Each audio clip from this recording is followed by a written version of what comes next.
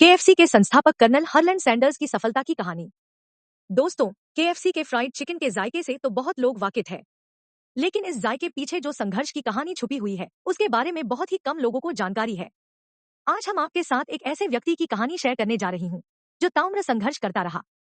उसने जीवन में कई उतार चढ़ाव देखे और कई प्रकार की मुसीबतों का सामना किया, लेकिन कभी भी मुश्किलों के सामने हार नहीं मानी और 65 वर्ष की आयु में सफलता की वो मिसाल कायम की, जो अपने आप में एक बहुत बड़ी उपलब्धि है। ये कहानी है fast food restaurant chain KFC, Kentucky fried chicken, founder Colonel Harland David Sanders, Colonel Harland David Sanders की।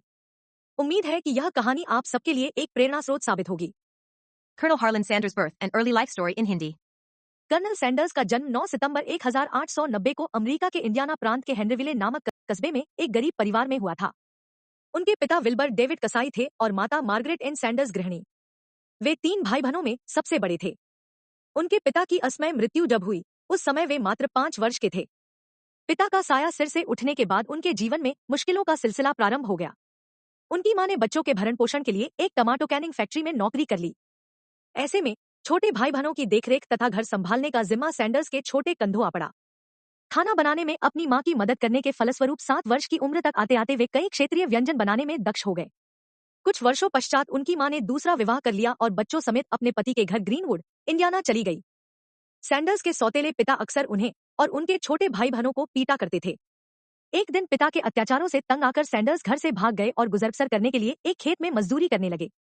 उस समय उनकी उम्र 11 बरस थी। कुछ वर्षों तक वे यूं ही बेघर यहाँ वहां धक्के खाते रहे, लेकिन तमाम परेशानियों के बाद भी उन्होंने अपनी हिम्मत नहीं हारी। वे अपने भविष्य संवारने की आशा में अथक परिश्रम करते रहे। 15 वर्ष की उम्र में वे बस कंडक्टर बने और 16 वर्ष की उम्र में वे यूनाइटेड स्टेट आर्मी में भर्ती होकर क्यूबा चले गए। कर्नल हरलैंड सैंडर्स का career. Colonel Harland Sanders career United State army में अपना कार्यकाल पूर्ण करने के उपरांत वे कुछ समय तक एक लोहार के सहायक के तौर पर काम करते रहे। फिर उन्हें इलिनॉय सेंट्रल रेलरोड में फायरमैन की नौकरी मिल गई। नौकरी में स्थायित्व प्राप्त हुआ तो उन्होंने जोसेफिन किंग से विवाह कर लिया। उसके बाद कुछ वर्षों तक वे पत्नी और 3 बच्चों के साथ एक सुखी जीवन व्यतीत करते रहे, लेकिन एक दिन कार्यस्थल पर उनका एक कोलीग ले झगड़ा हो गया और उन्हें अपनी नौकरी गंवानी पड़ी। इस परीक्षा की घड़ी में उनकी पत्नी भी उन्हें छोड़ गई। रेलवे में नौकरी के साथ साथ वे लॉ का करस्पॉन्डेंस कोर्स भी कर रहे, जो नौकरी जाने के बाद उनके काम आया। उन्होंने लॉ प्रैक्टिस शुरू कर दी, लेकिन फिर भी उन्हें स्थायित्व नसीब नहीं हुआ। 40 वर्ष की उम्र तक पहुंचते तक वे एक स्थान से दूसरे स्थान पर भटकते रहे, जॉब पर जॉब बदलते रहे और कई व्यवसायों में अपना हाथ आजमाते रहे। उन्होंने लाइफ इंश्योरेंस बेचे, सेल्समैन का काम किया, टायर और एसिटिलीन लैम्प बेचे, ओहियो नदी में स्टीमबोट से सवारियां ढोने का व्यवसाय किया, लेकिन किसी भी कार्य में उन्हें सफलता प्राप्त न हो सकी। केंटकी में रेस्तरां की शुरुआत। Kentucky restaurant business. लगातार असफलताओं के बाद भी सैंडर्स ने प्रयास करना नहीं छोड़ा। 40 वर्ष की उम्र में वे कार्बिन, केंटकी आ गए और एक सर्विस स्टेशन खोल लिया। सर्विस स्टेशन से प्राप्त होने वाली आमदनी पर्याप्त नहीं थी, अतः आमदनी में बढ़ोतरी के उद्देश्य से उन्होंने सर्विस स्टेशन के पीछे बने कमरे में एक टेबल और कुछ कुर्सियां डाल दी और वहां आने जाने वाले ड्राइवरों और यात्रियों को पेन फ्राइड चिकन, हेम, स्टीक व अन्य खाद्य पदार्थ बनाकर खिलाने लगे। लोगों को उनके बनाए खाने का स्वाद इतना पसंद आया कि वे उनका बनाया खाना खाने के लिए वहां आने लगे। लोगों की बढ़ती हुई संख्या देखकर उन्होंने सड़क के दूसरी ओर एक मोटेल और रेस्तरां खोल लिया, जिसमें लगभग 142 लोग एक साथ बैठकर खाना खा सकते थे। लोगों को उनका बनाए खाने में पैन फ्राइड चिकन विशेष रूप से पसंद था, अतः वे अपनी इस रेसिपी पर लगातार कार्य करते रहे ताकि यह यूनिक बन जाए।